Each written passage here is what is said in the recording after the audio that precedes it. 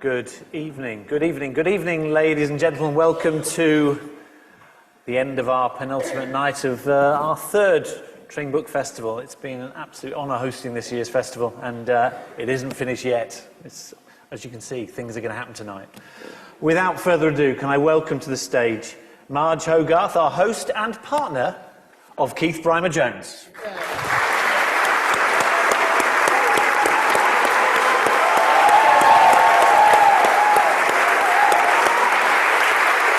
Oh dear. Oh. Jolly good. Good evening. How lovely to see everybody here. Thank you for coming. My name is Marj, and I just happen to be lucky enough to live with Keith. She's an actor as well. Anyway, yeah. And apparently, Keith, Yeah. you've written a book. Well, yeah. Now, you haven't really spoken about it, but you have written a book. Yeah, I have written a book, yeah. Yeah, so let's start at the beginning of that book. Right. Let's talk to little Keith. What was life like for little Keith? Oh, well, I mean, so hello, everyone. Yeah, great. Saturday night. Yeah. It was great. Grew up in Finchley, North London. Very suburban.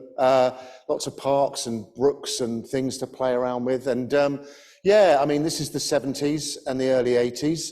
And yeah, it was idyllic, really. Father went off to somewhere for a job.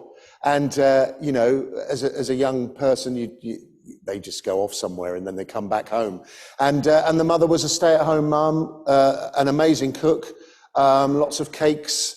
And it was pretty idyllic, really, yeah. Yeah, and you did something quite unusual as a small child. Oh, yes. I'm sure you did many things that were quite unusual. Yeah. But you started dancing. Yes, I did, yeah. So at a very early age, my mother, my sister's 18 months older than me, and she already was in dancing classes. And I think my mother just thought, well, crowd control, let's get them both there, and I can carry on knitting. And so at a very early age, about 3, I started dance classes, believe it or not, ballet, tap, Highland, Scottish country, and modern, whatever the bloody hell that was. And yeah, pranced around a room till I was about 18. Yes, I did it for about 15 years. Yeah, I know. I didn't look like this then. Yeah. So life was really very good. And yeah. then came that painful transition of going to high school. Yeah, absolutely. And that was particularly difficult for you. Yeah. You had a bit of trauma around that time. Yes, yeah. So, I mean, it's incredible now. And I suppose that's what the book's really about. It's those moments in your life, and we all have them, sort of algorithm of life, and sliding door moments. And there I am playing at my grandmother's house in Totteridge in North London. And before mobile phones, this is, you know, in the I think the early 80s. Oh no, late 70s actually, late 70s. And my grandfather had a massive heart attack and fell down the stairs. And was stone cold dead. It was, and I was 11 at the time, and I'd never seen a dead person before. But it just so happened that my grandmother was on the phone to my mother because my sister was at a dancing examination, and so that was quite handy. But that was really quite traumatic, and it was just around the time I started secondary school. That was bloody awful. Just being bullied at school, you know, I was the typical, victim. I think for about 3 years, he used to carry the bullies' books around. I even did his homework, I think, until one day came where I strangled him, and that was quite good. And then I had to go and see a nice woman at the school and talk about my dreams for about 3 months. Yeah, but it was great, and it was. But the one thing that did happen at school was, God, we have only just started. What a tosser. I was introduced to clay, and as well, maybe you've guessed, it changed my life. Well, it was your salvation, wasn't it? It was, yeah, absolutely. So I had a wonderful teacher, an art teacher called Mr. Mortman, as camp as Christmas, lovely bloke. He even used to pout when he used to read the register. After every name, he'd say, Jones, and sneer. Oh, he was brilliant. He was fantastic. And anyway, one morning we went into the art room, and there was a lump of clay on everyone's workstation, and he did this sort of long speech about what you have before you is this clay. It's an incredible material, this, that, and the other. And we all got to our workstations, and of course, lo and behold, half the class started a clay fight. It was brilliant. And the other half that I was in started actually making something with the clay. And it was the moment I touched it, the moment or the second, whatever's quicker, I touched the clay, and it was like a religious calling. It really was. And my life changed from that moment on. Yeah. Yeah. And why do you think that was? Well, I mean, looking back now, and after years of therapy, I've got dyslexia. And if any of you know anything about dyslexia, it's just a different way of looking at the world, quite frankly. And when you have dyslexia, you have a much better affinity to shape, form, and volume. A lot of architects are severely dyslexic. Norman Foster, Terminal 5, and amongst other things, severely dyslexic. And it's that capacity to be able to see shape and form and volume. And obviously clay is the perfect medium to work with. And it was somewhere where I could just lose myself making pots. Yeah, and express yourself. Yeah, absolutely, yeah. And it was fantastic. Yeah, absolutely loved it. And quite frankly, it was the first time that a teacher had ever paid me a compliment on anything I'd done. And I started making something, and Mr. Mortman said, God, you seem really good at this. And I thought, all right, well, I'll keep with this thing. And But you earned a level of trust as well with him. yeah. Now this is brilliant, because you wouldn't get this now. This is the 80s. You know, to cast your mind back. Obviously, some of you are too young. Cast your mind back to the 80s. There I am, and I'm going into the art class early in the morning before school. I'm going in there in the lunch hour. I was obsessed, literally obsessed. And I'm in there in the sort of lunch hour, and I'm throwing some pots and this, that, and the other. And then Mr. Mortman, and you'll never hear this now, Mr. Mortman said, now, Keith, I'm just going to go to the staff room for my lunch. Now, when you repair that kiln, just make sure you switch it off. And that's brilliant, isn't it? And so by the age of about 13, 14, I was repairing the kiln with the elements and stuff. So it was brilliant. And we just had this level of trust. It was fantastic. And it really changed my life. And then throughout my years at secondary school, I used to bunk off school to go to the V&A, for God's sake. You know, what a doffo. Because the V&A just has an amazing, eclectic collection of ceramics. It was absolutely brilliant. Yeah, loved it. And one ceramicist in particular was someone who caught your eye, your attention. Well, yeah, I mean, that was a little further on. My new romantic years. We've all been there. We've all been there. Yeah. And you know, I used to go to Camden Lock from Finchley on the Northern Line, and buy the usual Echo and the Bunnymen coat for about £5 from the charity shops. We all had them. We all had them, yeah. And there, lo and behold, at the Camden station was a poster of Lucy Ree, and it was a retrospective that the V&A was doing, and it was just, again, maybe it was the dyslexia kicking in, I don't know, but it was just this shape and form of this bottle on this poster. And it just blew me away. And I would have been about 17 probably then. I mean, it is quite amazing to think of a young lad out and about being mesmerised by a picture of a vase. Yeah. That's quite amazing. No, it was incredible. And it just affirmed all my sort of fascination with ceramics, really. And the rest is history, as they say. Indeed. Yeah. Indeed. So you finished school. Yeah. And there's a possibility of maybe going to art school. Yeah. So that was brilliant. Yeah. Do you remember your careers teacher at school? We all had a careers teacher. Well, there you are. You know, you're just about to do your A levels, and then she sits you down, and she's on one side of the desk, and you're right. So Keith, I'm looking at your grades. You're not brilliant, really, are you? You know, academically, you know, it's not great. The future's not looking great for you. Right, you've got the gas board, the police, or British Telecom. She obviously had a deal with those, you know. The police was, the Hendon Police College was just down the road. Yeah, shove him in down there. And I said, well, actually, I want to be a potter. And God love her, she looked at me, really stonily faced, and she said, well, Keith, you're on your own there. I've got no idea what you're talking about. And so the careers office was great.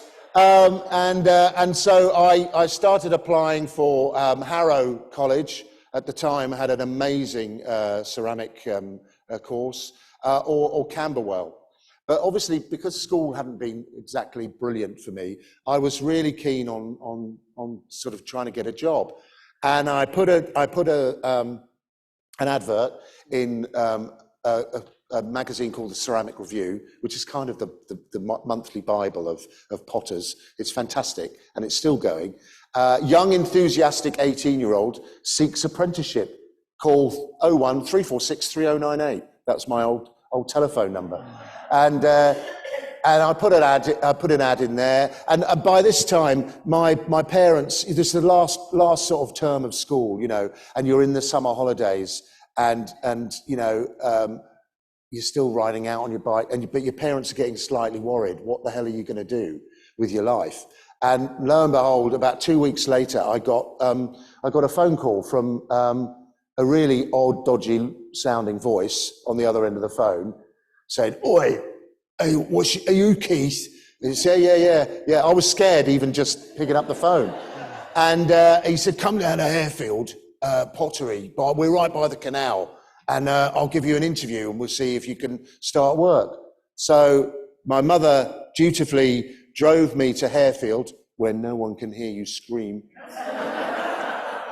and proceeded to have this interview. Now, I walked into the yard at Harefield. I don't know whether you know Harefield at all, but down by the canal there, the pottery's not there any longer, but I walked into the yard. There was literally no one about, deserted, but the pottery was open.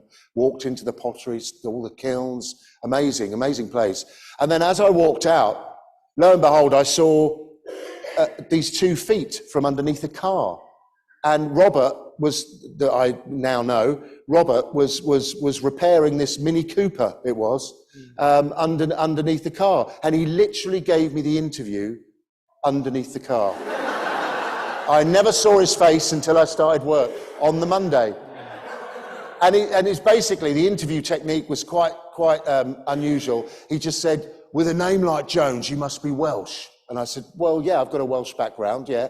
He said, "Well, you must be good with a shovel then. Can you shovel clay?" And I said, "Yeah, I think so." And quite frankly, that's why I look like a bloody bricklayer these days. Because it was a fantastic experience. It was like working on a building site. And every 2 weeks we'd get a batch of 10 tons of shredded ball clay from Cornwall, and it was my job to shovel it into the clay hop. And it used to take about 4 or 5 hours. You'd be out there shoveling, and God help if it rained, because it just became it was like digging peat or something. 5 bars a day later, I was working as a clay boy, making the clay. We used to make our own clay body, sweeping the floor, making the tea. And it was fantastic. And just literally watching Alan and Robert, my 2 bosses at the time. And I remember turning to Alan and saying, "You know, I'm 18 at this point." I said, "When can I start throwing on the wheel with you guys?" He said, "Oh, well, I'll give it about 5 or 6 years." and as an 18-year-old, that's the last thing you want to hear.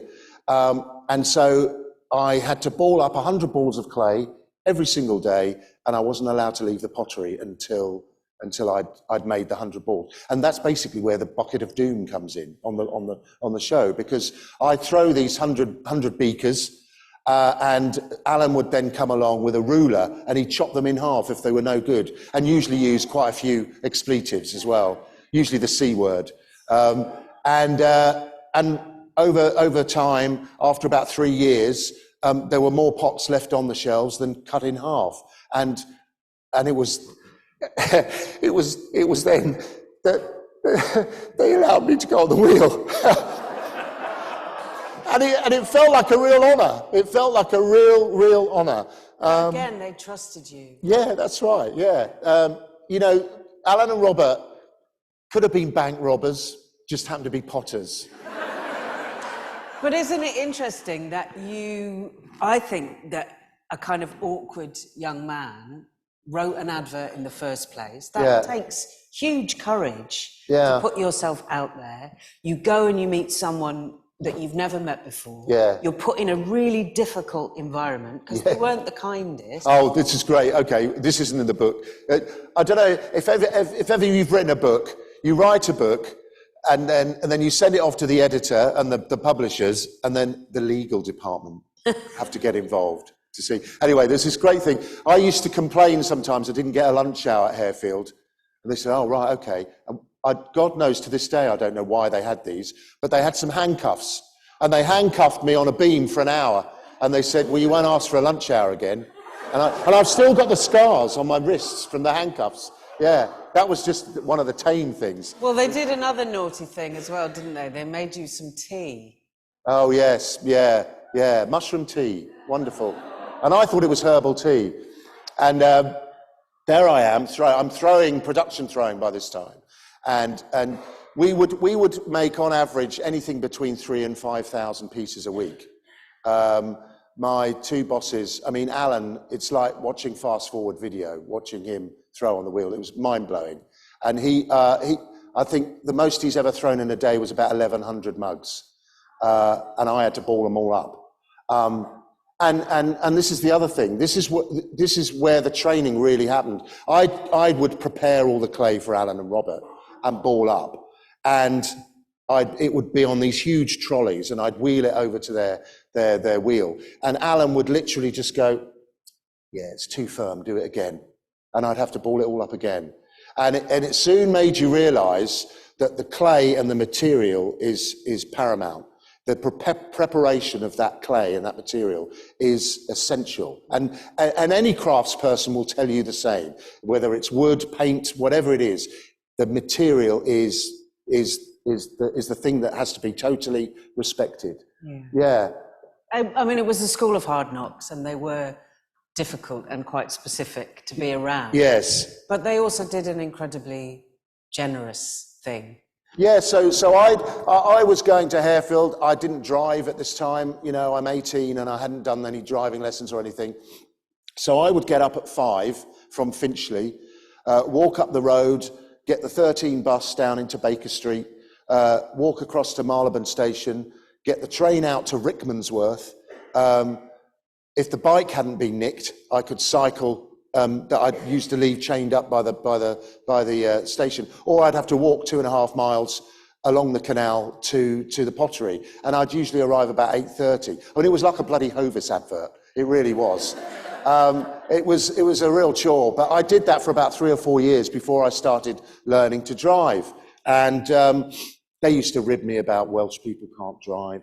Obviously, it's not in their brain power, and this, that, and the other, the usual. And anyway, my test came up, and I took the test, and I passed first time, and I went back to Harefield the next morning, and he said, "So did you pass then?" And I said, yeah. He said, "Oh, good." Because he said, "Well, there's your car." And they bought me a car. So they bought me my first car, which was an Escort Estate, red Escort, a Ford Estate, yeah. And that's what they were like. They were really rough, but they really respected the hard work. I mean, there was obviously a few expletives in giving me the car, and the fact that I would never be late because I had a car. But it was, that's what they were like, and it was amazing. Yeah, it was really incredible place to work. Yeah, and I think it's probably been a massive influence on who you are now? Well, as I say, they could have been bank robbers. They just happened to be potters. It was the non-pretentious way that they approached ceramics. What they didn't know about ceramics wasn't worth knowing. And we had all sorts of kilns there. We had gas kilns, electric kilns. We even had a salt kiln out in the yard, which we weren't really supposed to have. But because I don't know whether you know, but if you have a salt kiln, when you introduce salt into the chamber of the kiln, it gives off a form of mustard gas, believe it or not. Brilliant, brilliant. And there was this thing in the yard, and Alan would be shoving all this salt in there, and it's an amazing effect. It's incredible. If you ever look at old roads, and they've dug up the road, and you see those old, you very rarely see them now, but those old sort of Victorian pipes, brown pipes, they're all salt glazed. And it's the salt that really adheres to the surface of the clay within the chamber of the when it's being fired, and it's incredibly hard wearing. Anyway, we used to have one of those, and I used to remember sometimes the wind would change, and we'd be on the wheel, and Alan would go, "Fucking hell, the wind's changed, quick, duck!" And you get this cloud of salt coming through the windows. Bloody awful. Yeah, terrible. Well, we've got a wheel, and we've got a potter. Yeah. So maybe you should. Yeah, all right. Then I'll give it a go. Yeah. Gives a bit of pottery. Right. I just have to get naked first. I don't know. I always throw naked. Yeah. No. Right. Okay. Here we go. There was a lot of great characters as well that came to Harefield. There was. Yeah. Hang on. What I would say is anything that's made is going to be kiln. I need to. Is that okay, Ian? Will you be able to do whatever you do? Stick them in a kiln. I know all the science, and we're going to auction them all off for the MS Centre in Wendover. So I've got all your details. I know where you all live. So we'll do a silent auction. Right then. So. Here we go. So here, if I just move some of this away, you'll be able to see. So one of the things that you let's get comfy. One of the things that you obviously have to do first with anything on the wheel is center the clay. That's essential. It's like the clutch control of throwing. And you basically just imagine a central pillar in the middle of the wheel. And all you do is push towards the center, and it'll center the clay. And, without sounding too hippie nightmare about it, as you're centering the clay and you're feeling and touching the clay, it is like centering yourself, getting ready to make something on the wheel. There's a reason why I think the Throwdown has become a bit of a dark horse, really, because when I was first asked to do the show, which is a funny story in itself, but when Rich McCarrow came to me from Love Productions, and he said, I'm thinking of doing a pottery show. And I said, really, pottery on telly? It's like watching paint dry. Because obviously it's a long process, but it's all in the edit, fortunately. Telly, the power of telly. Anyway, back to Harefield. Now, obviously, throwing a beaker is fairly simple. Oh, I've got to get... This is the thing, because I've just finished filming, and because I'm filming, I hardly touch the clay. It's ironic. So I haven't been on the wheel for ages. Is that why you've been bonkers? What's that? Is that why you've been bonkers? Yeah, well, in lockdown, it was funny. Marj often used to say to me, Keith, you're going a bit funny. You need to go downstairs. touch a bit of clay. Yeah. And it does. It just really relaxes me. It's just an amazing thing. And it's because I've been doing it for so long, it's the place for me where I really think. Some people go swimming. I do that a lot. But and some people go walking or they walk the dog.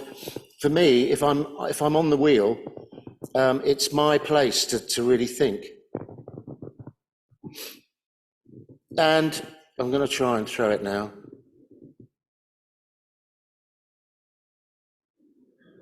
I'm a bit nervous, Marj. Oh, darling. I know.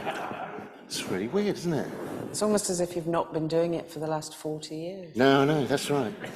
So one of the things that that they taught me to throw at Harefield was a simple traditional jug. Now, for the life of me, it took me years, literally years, to make this shape. Now, you can throw a jug. Anyone can throw a jug. But to throw 300 all the same, or 500, is a different thing. And what that's all about is that basically it's making sure that your hands and your fingers are all moving in the right places on the clay, and you're placing that clay in the right area of the pot, of the form. And it literally took me ages to learn how to do this. And one of the reasons was, when you throw a traditional jug, it's all about changing the direction of the form. You know, you think about it, it's coming out and then it's going in, and you really have to accentuate the shoulder of the jug. So here I am throwing this jug.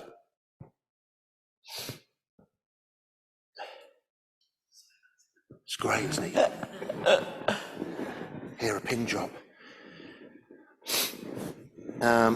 Here we go. And it was just changing the direction and the shoulder of the pot, of the jug. And it took me years to master it. And it was basically, I'm throwing this very, very slowly, by the way. And it was basically an epiphany moment when I managed to get it. And it wasn't just so much, you know, being able to make the shape and make the form. It was understanding what I was looking at, you know, knowing if it was wrong or right. And you know, a lot of craftspeople will say that to you. They'll say, you know, it's all very well looking at something, but you have to sort of know if it's wrong or right. So here we go. It's not a very good example, but never mind.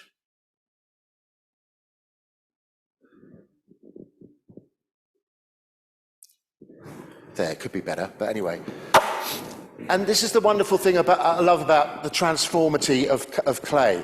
So you've done a thing, it's a vase with a thick lip, but that thick lip is now transformed into a jug, and you need that area of clay at the top, that specific amount of clay, to be able to form the jug, the lip of the jug. And all of a sudden, the shape just completely transforms into a jug. And there you go.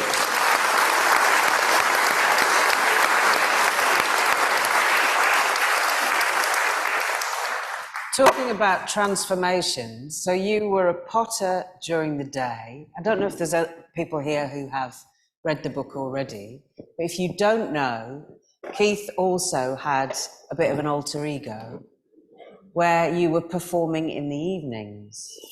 Oh, yeah. So I was in a band for years. I was in a sort of a punk new wave band back in the 80s. Basically, it was a life of disappointment, really. But it was good fun. And honestly, there's nothing like being in a band for the University of Life. Oh my God, does it get you into some odd situations? And yeah, no, it was really good. And it sort of tapped into obviously the dance, the performing, and obviously put me in good stead for doing telework. I've never been really afraid of a camera, yeah, it was really good. But first and foremost, you know, I've thrown a jug, and you know, I'm going to throw one of my favourite shapes now, which is a bowl. And what I love about bowls is, I'll come back to the band in a minute, but what I love about bowls is they're a really generous shape. They're a sharing shape. They are cupped hands. That's what they are. And I often give bowls to friends because they're a lovely thing to give. They're a sharing shape. And I was once at some humny-numny kind of cocktail nightmare thing at the British Museum. And I was talking to the head curator at the British Museum. And he said, do you realise, Keith, there's about 5 objects in the world that someone from 5,000 years ago would recognise, and one of them is a clay bowl. They wouldn't even recognise what the bloody wheel was, or a fork, or possibly a knife, but a clay bowl has been around for more than 5,000 years. It's a design classic, and it basically transformed human life on this planet, because it was the bowl and the vessel that really changed us from hunter-gatherers to domestic farmers, because we could store seeds in, and all of a sudden here we are, 5,000 years later. Yeah, amazing. But it's incredible. So yeah, I love making bowls. But the band, I think, because of the training, I'm not really centering this properly, but never mind. But the band just really. It was a combination of performance and discipline, and I think what really stood me in good stead was the dancing training. I had a really sort of old school dance teacher, Kathleen Hughes School of Dancing in North London. This is terrible, by the way. Yeah, I'll try and centre it out now. There we go. And it was that sense of discipline with dance that really helped me train myself to be a production thrower. So I started my own studio in Highgate in North London in the early 90s, the beginning of the 90s, because my 2 bosses had decided to buy an old RAF station north of Inverness and move up there, and I wasn't going to do that. In fact, I remember Alan having a conversation with Alan once, and they're both sort of North London boys, bit Cockney, and he phoned me up one. He goes, "He said, fucking hell, Keith, when I look out on the coast here, you can see fucking icebergs. It's bloody awful." And they bought this old RAF station 20 miles north of Inverness and to create a pottery, and it was a really windswept kind of place. They're still up there now, and I certainly didn't want to move up to Scotland at the time. I was still in the band, and so I started my own studio in Highgate in North London. And because of my traditional training, I started making for the retail industry. Habitat, Laura Ashley, Monsoon, even Marks and Spencer's, handmade.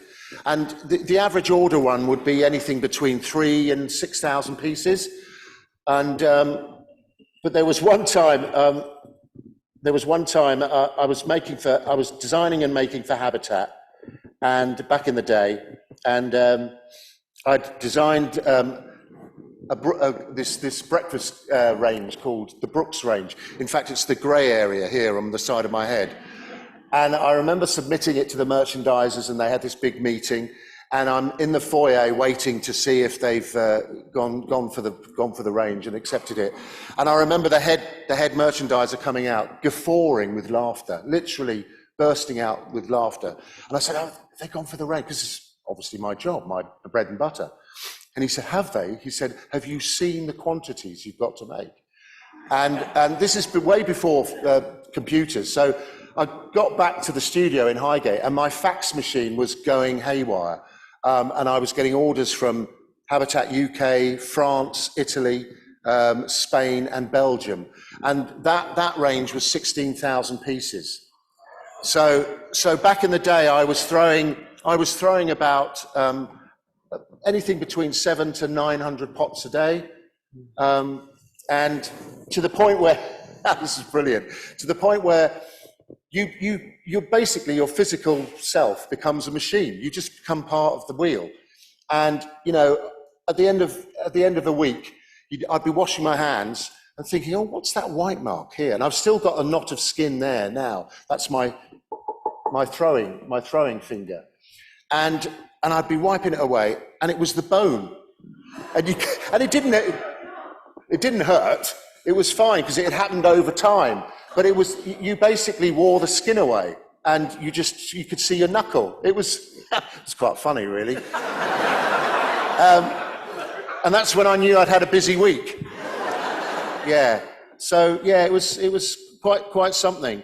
But throughout the 90s, I was designing and making for, as I say, people like Habitat, Conran, Marks and Spencer's. And you were the only person making those pieces? Yeah, so I had about 5 or 6 people working for me then. I had 2 girls that just literally packed stuff in boxes. That's all they did. And I would get in round about 5 in the morning. There'd be some clay already prepared the next day, and I'd sit down on the wheel, put on Farmer's World and the shipping forecast, and I'd literally stay on the wheel all day. And by the time the rest of them came in round about 8:30, 9, I'll have thrown a couple of hundred pots, but maybe 300 or 400, and I'd just spark orders from the wheel, and they'd just feed me with cups of tea and Radio 4, and it was fantastic. And I'll tell you what, there's nothing like doing something like that, and then as intense as that, in knowing the clay, knowing the material. And it was fantastic, and it was a wonderful time, but it was an anxious time. I remember once my therapist saying to me, "What gets you up in the morning, Keith?" And I said, "Oh, anxiety. That's it." 5 o'clock. So, oh my God, what have I got to do today? And it was really hard work, and I did that throughout the whole of the 90s and early 2000s. And it was evident that by the time I stopped really hand making in a big way, the margin just wasn't there for handmade work in that kind of market, and it was time to sort of think about mass production. Yeah, I remember you talking about knowing that as you closed the door on the kiln and turned it on, you were losing money. I was losing money, yeah. I mean, that's just soul destroying. Yeah, especially when you've been on the wheel all day making pots. And I remember one woman, bloody stupid woman, from Laura Ashley, a new buyer from Laura Ashley, and she came down to see me, and I'd been working with them for about 3 or 4 years making stuff. In fact, I made about 9,500 vases for them. It was one of their biggest sellers. And she came in and she plonked this god-awful mug on the table, and she said, "If you can do that for £1, we're still in business." And do you know what? I don't think I even switched the kettle on to make the tea. It was pointless even having a conversation. And I knew then that my number was up. It was time to really think again. And so I started looking into mass production. And it was around the time, and this is the wonderful thing. I'm a very much a glass is half full kind of person. And I live by this saying, a pessimist's problem is an optimist's opportunity. It's a wonderful saying. Pessimist's problem is an optimist's opportunity. And I was making all this work, designing and making different spring, summer, autumn, winter ranges for all these big retailers. And God, it's very plastic, this clay. It's amazing. It was kind of a boom bust. You'd make an order of 10,000 of something, and then you'd be twiddling your thumbs thinking, "Oh my God, where's the next order?" And so I wanted to come up with something that had a bit more longevity. And being the dyslexic, I came up with an idea of putting words on mugs. And the first word I ever put on a mug was the word, there you go, there's a bowl, it's all right. Yeah, it's all right.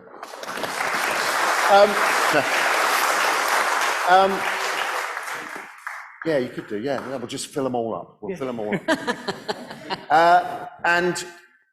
It was the word hot, and I'd found this amazing typesetting place in the East End of London, and they were still doing the big roller print for the newspaper industry.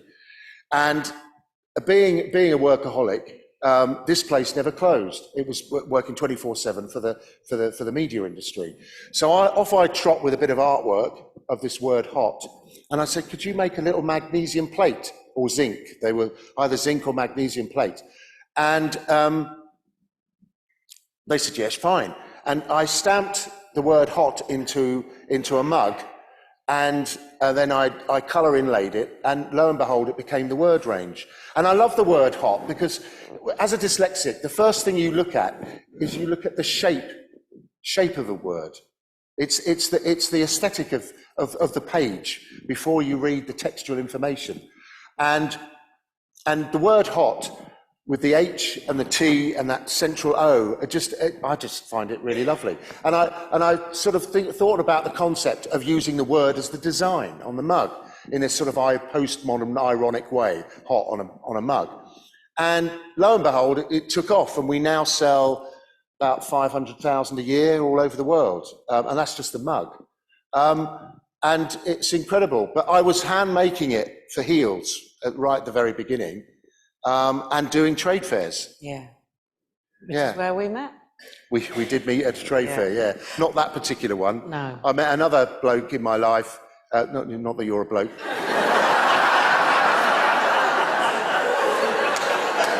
And it was going so well. Going so well.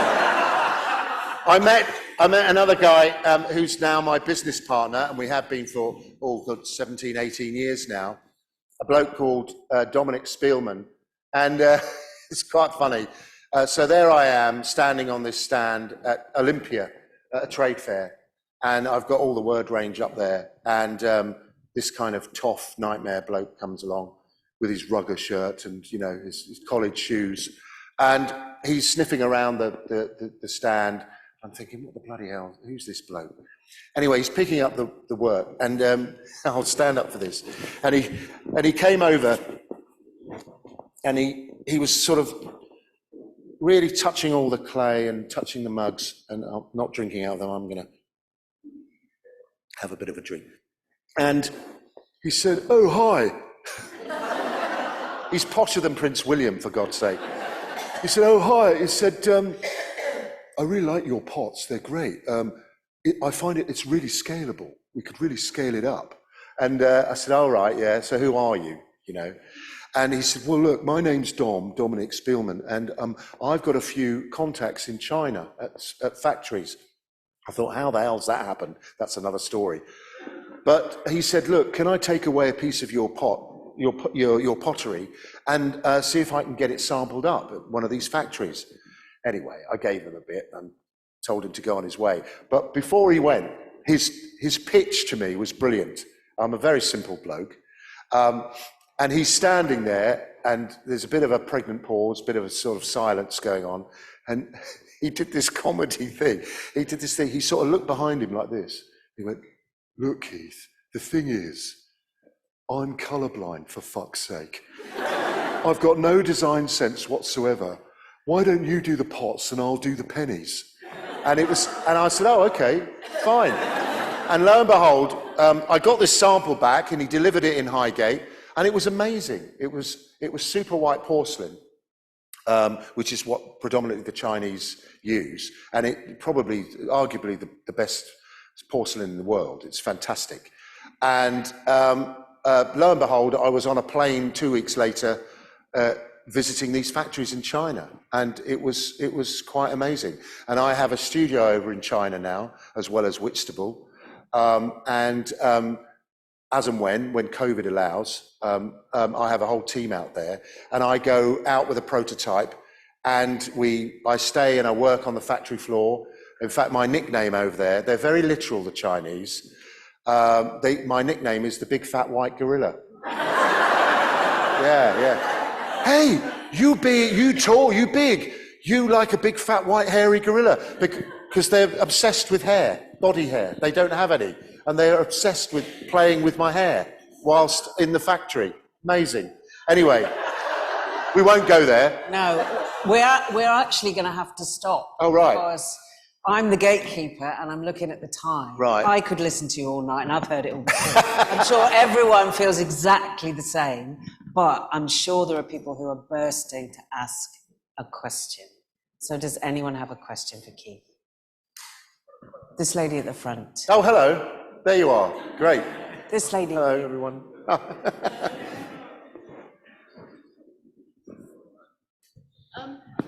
Can anybody learn to throw? 'Cause Yes. I've done pottery for years and I cannot throw. Well, we'll have to have a go. You be Demi, I'll be Patrick.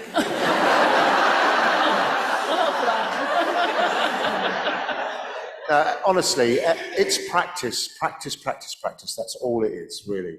And it's that. It's that sense of the clay running through your fingers. It's, obviously the show, there's a lot of carry-on potting, and you can't help it. It's an incredible sensual, tactile material, and you can't help but feel energized by it.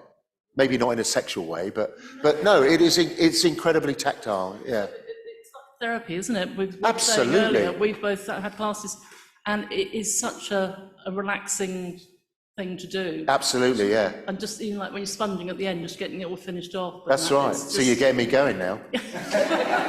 No, but it is, yeah. No, absolutely, yeah. There's a little. Yeah, a This lady lady over here. here. Thank you. I'm what my mum calls a crier. So I have also cried about 5 times watching you cry. And I just wonder if, as someone who seems to have their emotions at the very surface of what you do, how does that play into your potting? Well, being a production thrower, I tend to look at a piece of work as maybe 100 or 1,000 pots.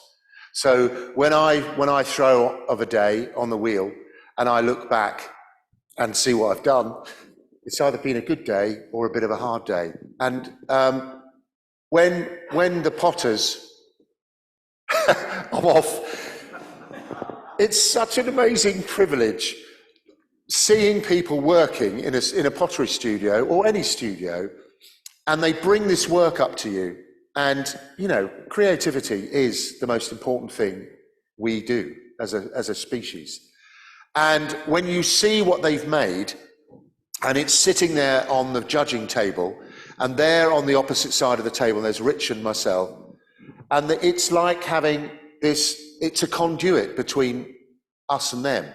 And it's their imagination, their thoughts, their message, all produced in this one item we're now judging.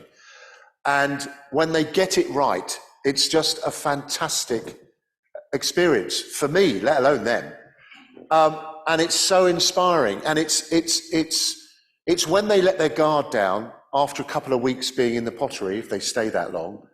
It's when you get some really fascinating, amazing work, because it's incredibly brave for them to come on the show. And because I've been doing it for 40 years, I know how hard it is. I know to achieve what's in your head with some clay and then produce it to someone and give it out there. To be judged. Yeah, and to be judged. It's a very powerful experience, and I can't help but in fact, I think the series we've just done, I don't cry so much, actually. A bit hardened. Yeah, no, I do. I think it'll all be in the edit. In fact, I got a lovely message from some students. They said, "You do realise there's a drinking game about you crying." Yeah, we all take bets when we watch it. Yeah, brilliant, great. Yeah. We've got a little hand up in the balcony. Hello. When did you find out that you were dyslexic? Well, it wasn't school, actually. My mother, lovely mother at the time, she's no longer with us, but I think she's a teacher. She recognised that I was obviously having trouble reading and numbers and so forth. And I went at sort of about the age of 13, I went to extra classes. And it was amazing, and it really helped me. But this is the thing, and I talk to kids all over the place, at schools and colleges, and seriously, if it hadn't been for my dyslexia, I doubt if I'd be doing what I'm doing now. And it's that thing of a glass half full or half empty. You can either be a victim or you can do something about it. And for me, it's just a different way. It's like people on the spectrum. It's just a different way of looking at the world. So any of you move in house and you need your van packed, just get me in there and I'm brilliant. We've got enough van packed. Well, we have, yeah. And it's just a different way of looking at the world. So the first and foremost, the thing is, don't put yourself down. It's just, think of it as an asset. Think of it as an asset, really, absolutely.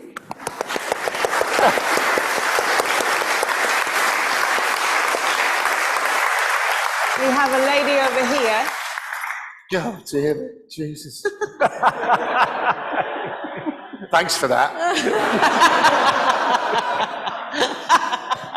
Hi, Keith. Yeah, hi, lovey. So not only have you brought pottery to the masses and made it cool, but you've also made it okay for guys to cry. I think that's just brilliant, but that wasn't my question. Right. But I wanted to say, how do you feel being sort of like a household superstar now that you've been on telly? It's fine, really. I'm all right with it. It's being in a service station when people look at you really oddly, and I think I've got a mark on my face or whatever. So if any of you do that, go up to the person and go, "Lovely show." That's all you need to say, "Lovely show," whatever it is, because then I'll realise that you recognise me because of not that I've got some sort of horrible stain on my face or whatever. But yeah, it's absolutely fine. And I'll just tell you this quick story. Again, the algorithm of life. So Dom, my long-suffering business partner, was watching the internet one day, and we've done, I don't know if you know, we've done a load of spoof kind of videos.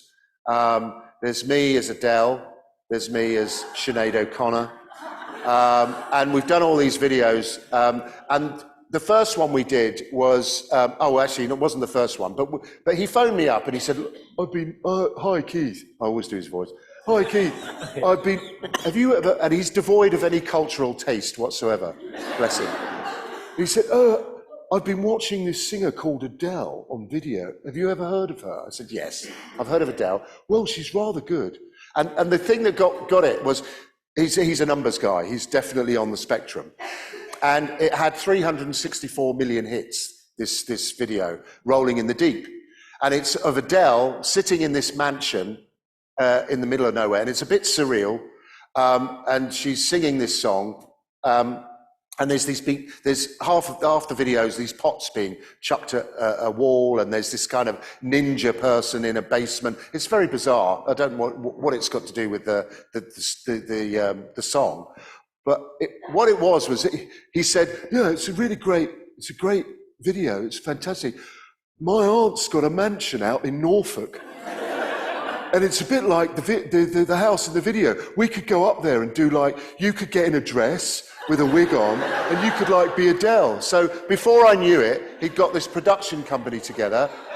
We all trooped up to this house called Brent Ely, one of those houses that the village is named after, it has its own church. And it was a 30-bedroom mansion that his aunt owned, of course, and we did this video, and it kind of went viral, and it got quite a lot of hits, and it just so happened, and this again is the algorithm. We all have it in our lives. We were working with this billionaire woman over in America who owned about 100 shopping malls, and we were thinking of rolling out KBJ stores in all these shopping malls. She just happens to be friendly with a guy called Rich McKerrow from Love Productions.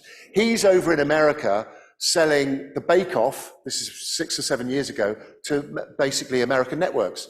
Anyway, they have one of these brunch nightmare meeting things that they do in America in the morning. And he said, "Look, I've done the sewing bee, I've done the Bake Off, I'm really thinking of the next format. I want to do something with craft." She pipes up and says, "Well, I'm working with this toff nightmare at the moment and this cross-dressing nutter potter." and they've done this video. Go and watch the video. So he goes back to his hotel room in America, watches the video, loves it, phones me up from America and says, hey, do you want to be a judge on a new program I'm going to put together? And what I love about the story is he knew nothing about me. He just saw me in a dress singing an Adele song. And he didn't even know I could do any clay work. And lo and behold, that's how the Throwdown kind of started. Mad. But I love it because it's just one of those left field moments in your life that you think, how the bloody hell did that happen? And it's amazing, really. Yeah. Any more questions? There's one up in... Okay. Sorry? What's next? World domination. No, what's next? Well, there's a new series of the Throwdown. And watch around, look at your radio times because we might be on at Christmas as well. Yeah, a Christmas special, or a celebrity Christmas special, which is lovely. That's going to be great. There's a question beyond the lights bit, Bubba. Oh, okay, yeah. Hi, I don't know if this is more of a statement rather than a question, but I like to make things with ceramics, and but I very much come from like a arty-farty background, kind of art wanker background, and yeah. I don't know what were your thoughts on the sort of difference between craft and art? Well, yeah. I mean, is that a really awful question? It's a very grey area. How long have we got? Yeah. There's a Radio 4 program in there somewhere. Look, for me, so you got me going again. For me, craft and art are inexplicably kind of linked. They are. Okay, I'm a craft production potter. But for me, it just always, the common denominator with anything you do creatively is the material. And it's that relationship that the craftsperson, the artist, has with that material for getting their message across, whatever that message is. And there was this wonderful guy, when I was about 13, I think it was at Ditchling Museum, believe it or not, before video, and I watched a film of this guy called Isaac Button, who was one of the last country potters. And I watched this grainy black and white video. He was around in the 1940s, 50s and 60s. And he boasted he could throw about a ton of clay in a day. And he'd make these huge, massive pots for the farming industry, really. And what struck me about the video wasn't the fact that he was in a shirt and tie and a cap and a pipe. I mean, it's cliche, amazing. It was the way he worked with the clay. It was just like part of him. And it was the ease that he threw the shapes, and it was the ease of knowing the material itself that really struck me, even at 13. And it was that fascination that really got me going. And I think, arty-farty or not, it's all about the medium that you're working with and the understanding of that to get your particular message or concept across. That's what it's all about, really. And I won't get going now, but schools, colleges, universities are getting decimated by lack of funding. You're all nodding your heads, you know it as well as I do, and we're denying half the children in the country, because if I hadn't had a pottery department at my school, I might be in prison by now.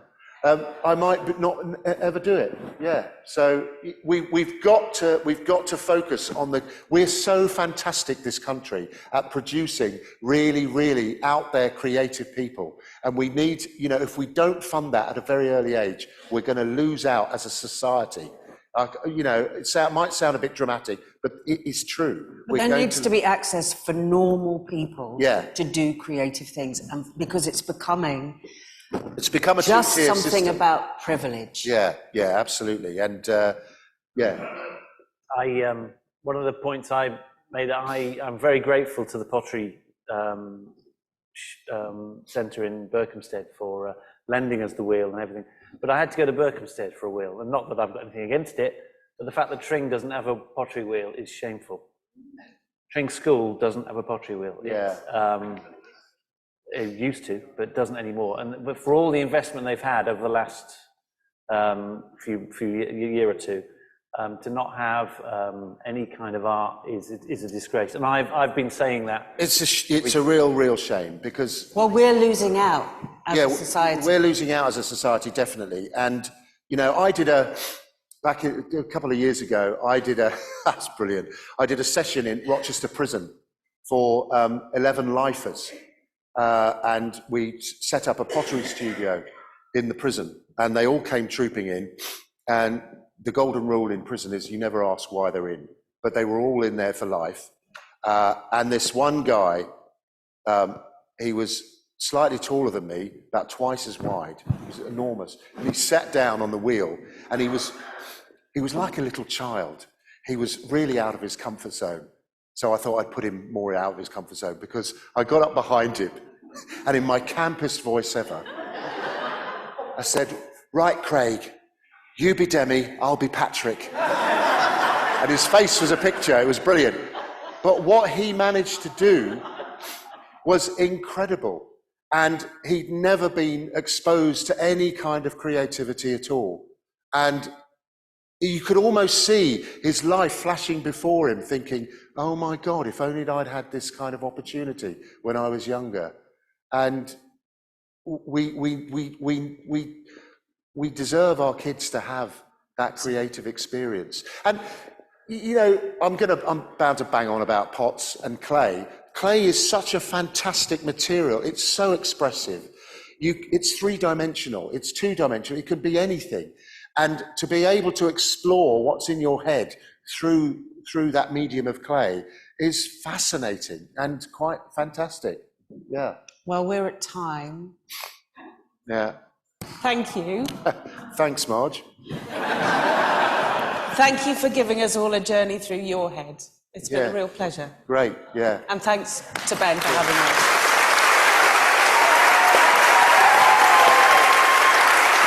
us.